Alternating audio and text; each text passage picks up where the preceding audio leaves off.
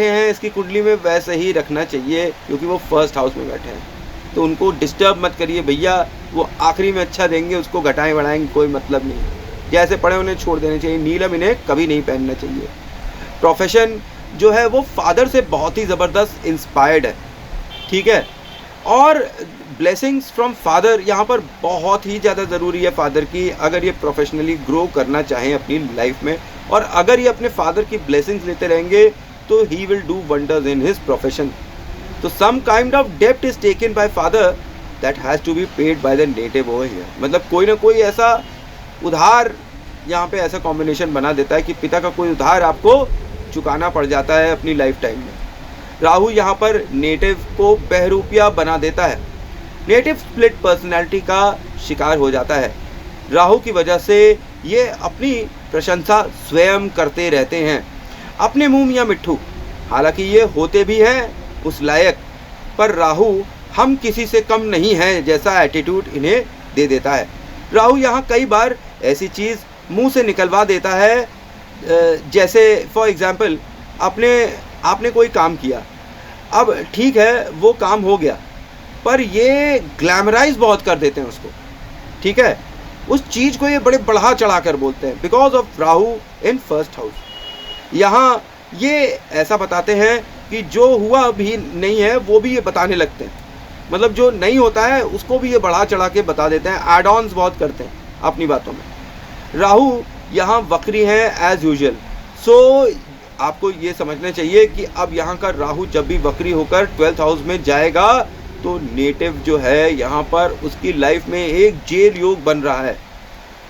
मैंने अभी तक हज़ारों कुंडलियाँ देखी और मैंने जब जब राहु को देखा कि वो 12th हाउस में है, किसी न किसी वजह से बंदे को जेल जाना पड़ता है अनटिल एंड अनलेस कोई एक एक्स्ट्रा ऑर्डिनरी ग्रह इनके ऊपर अच्छा प्रभाव दे रहा हो। जैसे कि इनके उसमें गुरु उच्च का बैठा हुआ है 12th हाउस में, अपने नीच वाले घर में गुरु उच्च का होकर बैठा है, तो भैया जेल जाएंगे लेकिन सम्मान सहित वापस भी आ जाएंगे।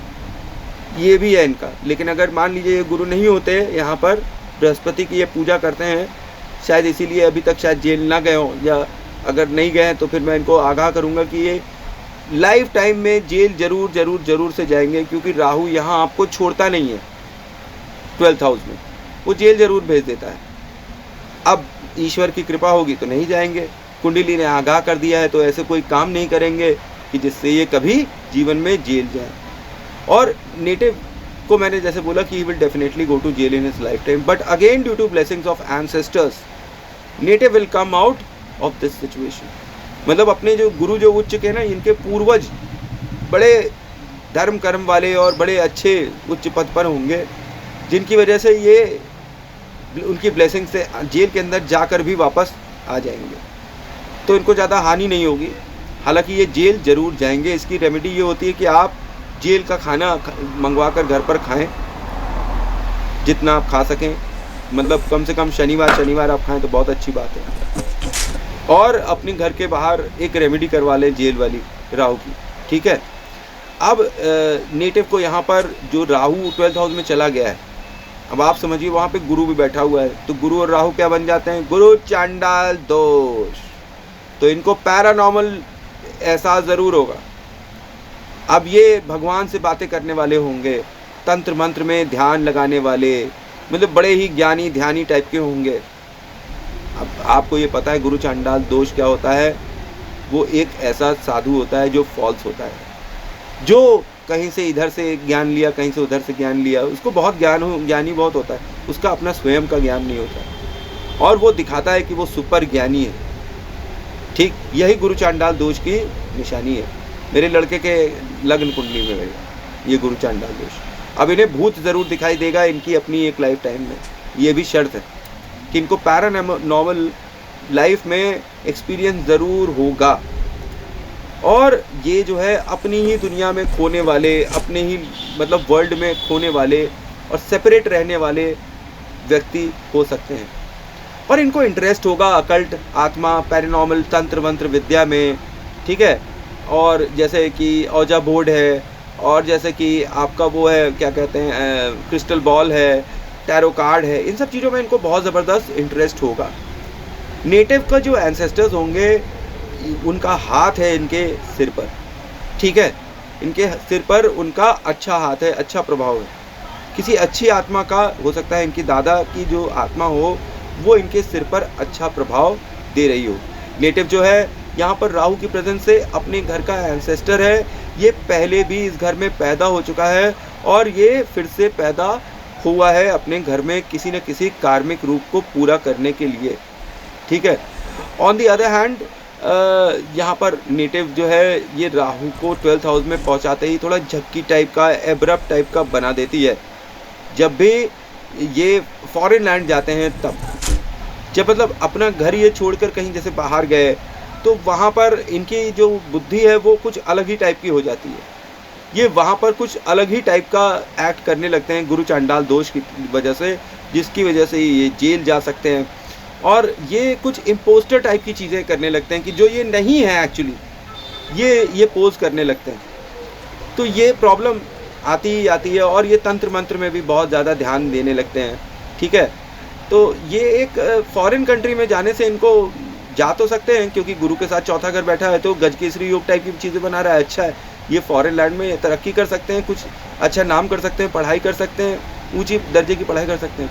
पर पता नहीं क्यों मुझे तो ये बार बार लगता है कि ये फॉरेन कंट्री जाएंगे तो ये जेल ज़रूर चले जाएंगे, तो ये वहाँ पर जेल में जाएंगे और फिर इन्हें वापस घर आना ही पड़ेगा। फॉरेन कंट्री जाने के लिए ये जा सकते हैं और पहुँचेंगे भी, लेकिन ये वापस ज़रूर आ जाएंगे इसी राहु की वजह से। यहाँ पे ये जो गुरु की प्रेजेंस है ना उच्च की, ये कोई अच्छी चीज़ नहीं है। People take advantage of native, और वो जो है जेल और हॉस्पिटल ज़रूर से चला जाएगा। ये दूसरे लोगों की वजह से हो जाता है, ये दूसरे लोगों का टोटा है। यहाँ पे गुरु जो है अपने सिर पर ले लेते हैं 12th हाउस में। ये चौधरी बनने की कोशिश करते हैं, चौधराई में ही मारे जाते हैं। Native will do tantra mantra and jadoo tona in his life, or on the contrary he will have deep knowledge, but native likes to show more than what he is।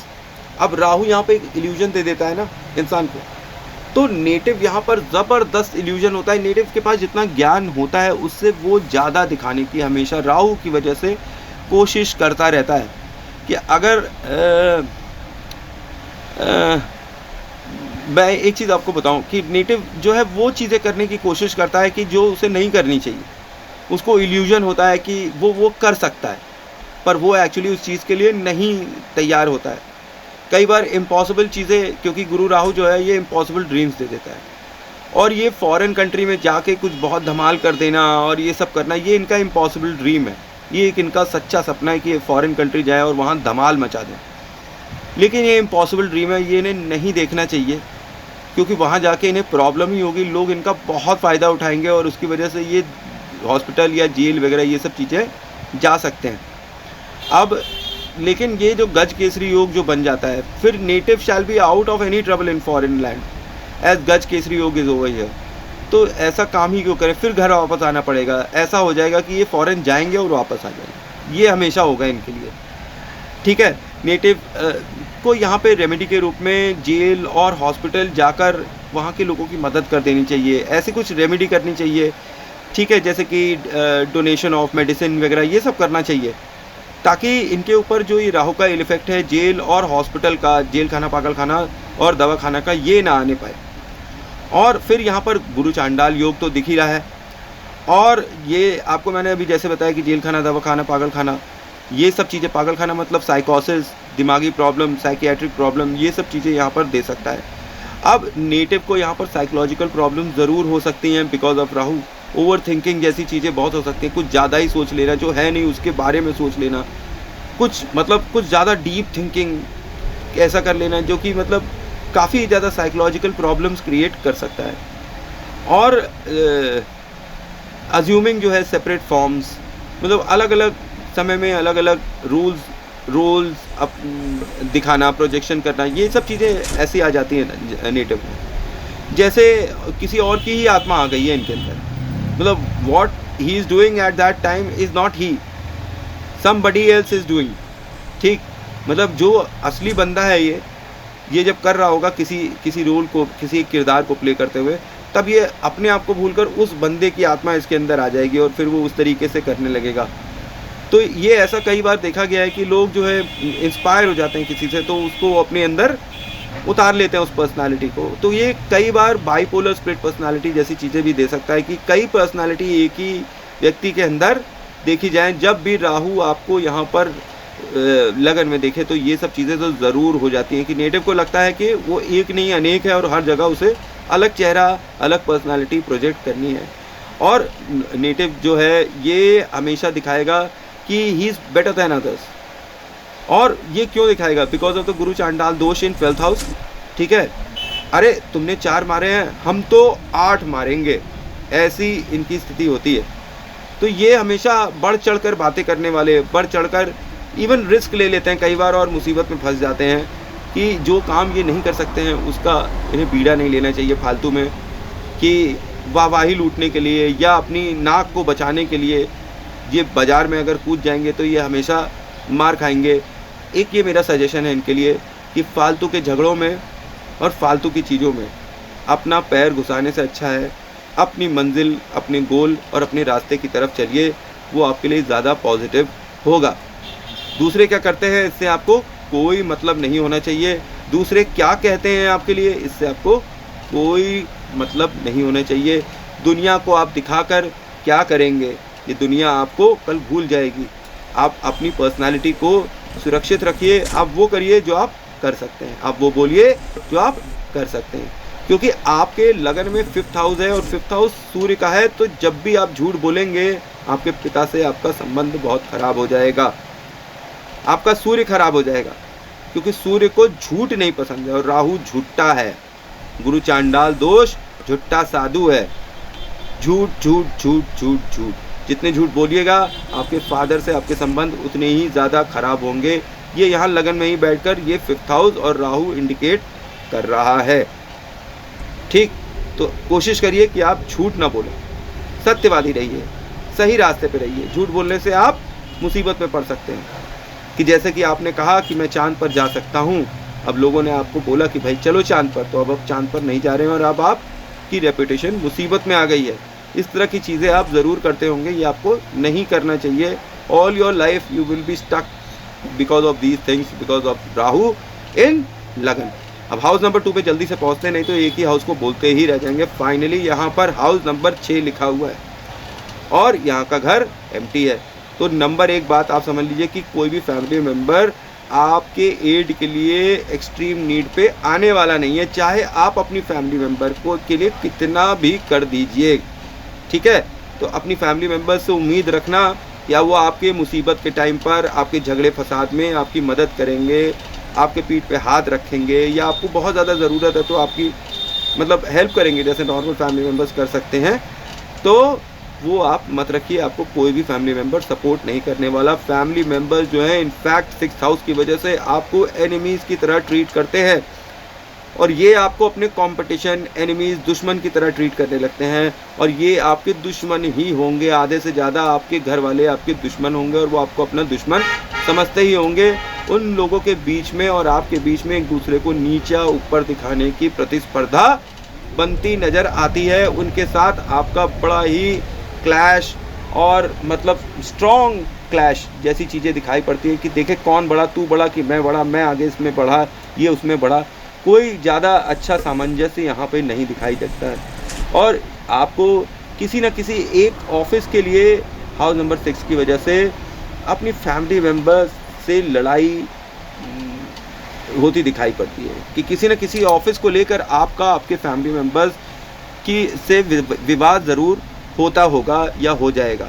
अब हाउस नंबर 2 जो है वो गुरु और शुक्र की energy लेकर बैठा है और यहाँ पर 6th हाउस बुध और केतु की एनर्जी लेकर आया हुआ है। तो गुरु शुक्र बुध केतु युति वहाँ पर हो रही है। तो यहाँ पर conflict for business with family members यहाँ पर दिखाई पड़ता है। गाली गलौज भी हो सकती है और ये भी क्योंकि केतु की एनर्जी यहाँ पर प्रेजेंट हो गई है। अब हाउस नंबर 3 में हम लोग जल्दी आते हैं और यहाँ पर हाउस नंबर 7 लिखा हुआ है। अब ये भी एम्प्टी बैठा हुआ है, इसके अंदर भी कोई प्लैनेट नहीं है। तो हाउस नंबर 3 जो है ये भी एम्प्टी है। अब यंगर सिबलिंग्स भी जो है ये आपके कभी भी आपकी कोई हेल्प करने नहीं आएंगे, भले ही आप इनके लिए अपना जूता चप्पल उतार कर चमड़े का बना दीजिए, कुछ भी कर लीजिए, जो भी आपके छोटे भाई बहन होंगे वो आपकी कभी हेल्प करने नहीं आएंगे जब आपको टाइम्स ऑफ नीड होगा, जब आपको बहुत ज़्यादा ज़रूरत होगी। हाउस नंबर 7 जो है ये किसका हाउस है? शुक्र का घर है। तो native will have physical pleasure in neighbourhood, मतलब उसको फिजिकल प्लेजर जो है वो उसके घर के आसपास ही मिल जाता होगा या मिल रहा होगा। Native is fond of female friends, native जो है वो फीमेल फ्रेंड्स के साथ उसको बहुत अच्छा लगता होगा। उसके इनफैक्ट फीमेल फ्रेंड्स जब बनते होंगे तो उनसे बड़ी स्वीटली बात करता होगा, और उनको इसको जो है अपने जो फीमेल फ्रेंड्स होती है ना उसका साथ ज़्यादा अच्छा लगता है। और नेटिव जो है यहाँ पर बहुत ही सेंशुअस होता है बात करने में, उसकी आवाज़ में बड़ी एकदम एक अलग सी ही तरावट होती है, आकर्षण होता है। और नेटिव जो है, native might marry in same city, मतलब अपनी सेम सिटी में ही नेटिव मैरी कर सकता है, क्योंकि हाउस नंबर 7 जो है वो मैरिज का भी है और हाउस नंबर 3 नेबरहुड का है। तो मैरिज इन नेबरहुड यहाँ पर दिखाई पड़ती है, तो सेम सिटी के अंदर मैरिज हो सकती है। नेटिव जो है वो उसके रिलेशनशिप जो है वो अपने नेबरहुड से अच्छे होते हैं, क्योंकि हाउस नंबर 7 तो शुक्र का है। अब शुक्र का रिलेशन जो है अपने नेबरहुड से तो अच्छा रहेगा ही रहेगा, और चांसेस ऑफ 2 मैरिजेस यहाँ पर इंक्रीज़ हो जाती है। अगर यहाँ पर शुक्र होता तो ज़रूर होने के बहुत ज़्यादा चांस होते, फिर भी 7th हाउस यहाँ पर बैठा हुआ है तो कुछ ना कुछ खटपट मैरिज में ज़रूर लगी रहेगी। कुछ एक अलगाव मतलब कि कई बार तो मैंने देखा है कि किसी डिजीज़ की वजह से एक लाइफ पार्टनर चला जाता है, डेथ हो जाती है उसकी, तो ये सब भी यहाँ पर होता है, रीमैरिज वगैरह हो जाती है, तो यहाँ पर चांसेस ऑफ 2 मैरिजेस इंक्रीज़ हो जाती है। अच्छा, यहाँ due to death of first wife भी ऐसा ये हो सकता है, ठीक है, पर कुछ ही केसेस में मैंने ऐसे देखा है, सब केसेस में नहीं होता है, लेकिन काफ़ी हद तक मैंने देखा है कि जब भी यहाँ शुक्र की प्रेजेंस होती है तो एक लाइफ पार्टनर ख़त्म हो जाता है, दूसरा आ जाता है, किसी न किसी वजह से रीमैरिज ज़रूर हो जाती है। अब यहाँ पर जो रेमेडी है ये है कि अगर आपने फेरे लेकर शादी करा हुआ है तो आप एक कोर्ट मैरिज कर लीजिए, तब ये यहाँ पर जो मैरिज में प्रॉब्लम हो रही होगी ना, ये काफ़ी हद तक सुधरती नज़र आएगी। और नेटिव यहाँ पर ज़बरदस्त क्रिएटिव है। Native is fond of pornography, native को पोर्नोग्राफी बहुत पसंद है। और हाउस नंबर 3 जो है ये कम्युनिकेशन का है, और हाउस नंबर 7 जो है वो सेक्सुअल प्लेजर का है। अब यहाँ कम्युनिकेशन में जब सेक्सुअल प्लेजर आएगा तो पोर्नोग्राफी जैसी चीज़ें नेटिव को मिल सकती है, उसे पोर्न देखना बहुत पसंद होगा। हाउस नंबर 7 जो है वो डेली इनकम का भी घर है, और नेटिव यहाँ पर जो है वो शॉर्ट जर्नीज़ लेता होगा, ठीक है। और इसकी जो स्पीच होगी ये काफ़ी ज़्यादा पर्सुएसिव स्पीच होगी, और राइटिंग कम्युनिकेशन स्किल्स इनके एक्सीलेंट होंगे। और ये यहाँ पर फॉन्ड ऑफ ट्रैवलिंग होंगे, मतलब ट्रैवल करना इन्हें बहुत पसंद होगा, छोटी छोटी जर्नीज़ इन्हें करना अच्छा लगता होगा, और शॉर्ट ट्रैवल से इनको गेन्स भी होगा, ठीक है। और ये जो होते हैं ये कई बार ऐसे होते हैं कि मैं क्या बोलूँ, ये अगर किसी लेडीज़ की होती तो मैंने सतवंती औरत कहता कि अपनी वाइफ के लिए, अपने हस्बैंड के लिए कुछ भी कर सकते हैं। वैसे ही ये भी है कि ये भी कुछ सतवंती सावित्री जैसे व्यक्ति होंगे जो अपनी वाइफ की इज्जत के लिए, उसके ऑनर के लिए कुछ भी कर सकते होंगे, और पूरी दुनिया के सामने रौब झाड़ने वाले होंगे, पर जब अपनी वाइफ के सामने आएंगे तो इनकी भीगी बिल्ली बन जाएंगे, उनके सामने इनकी ज़्यादा चल नहीं पाएगी। अब ऑपोजिट जेंडर बहुत होते हैं, बिना रुके रिलेशन भी बनते हैं, बन भी सकते हैं, बहुत बन सकते हैं। अच्छा, बल्क मनी इनके पास रुकेगा ही नहीं। अट्रैक्टिव तो ये होंगे ही होंगे, अगर जैसे इनसे एक बार किसी ने बात कर लिया है ना, ख़ास तौर पे लेडीज़ ने, तो इनको कोई छोड़ नहीं पाता है, बिकॉज ये थोड़ा इनकी वाणी में बड़ा दम होता है, अट्रैक्शन होता है, टू बी मोर प्रिसाइज। ये बड़े अट्रैक्टिव तरीके की बातें करते हैं, इसलिए इनसे जो भी मिलता है इनको जल्दी छोड़ नहीं पाता है। इनके साथ रिलेशन पक्के और लंबे रहते हैं, भले ही ये उनसे रास्ते में ही क्यों ना मिले। और ये अगर मान लीजिए यहाँ कैरेक्टर लूज़ कर लेते हैं तो यहाँ इनका मनी बहुत वेस्ट होगा, एक्स्ट्रा मैरिटल जो है ये ख़राब होगा इनके लिए। अच्छा, यहाँ पर मैं आपको ये भी बता दूँ कि अगर आपकी वाइफ जो है उनको हेल्थ इश्यूज़ आ रहे हैं तो आपको सावधान हो जाना चाहिए, क्योंकि आपके कुंडली में ऐसा कॉम्बिनेशन है कि पहले वाइफ को हेल्थ इश्यूज़ आएंगे, फिर आपको आ जाएंगे। इनके घर में पीसीओडी, गायनेक रैशेस प्रॉब्लम, ये सब चीज़ें ज़रूर होगी और यूट्रस निकालने जैसी भी प्रॉब्लम हो सकती है। और अगर वाइफ़ इनकी अर्न कर रही हो ना, तो इनके लिए बहुत अच्छा है। मतलब वाइफ़ के नाम पर इन्हें कम से कम इनकम टैक्स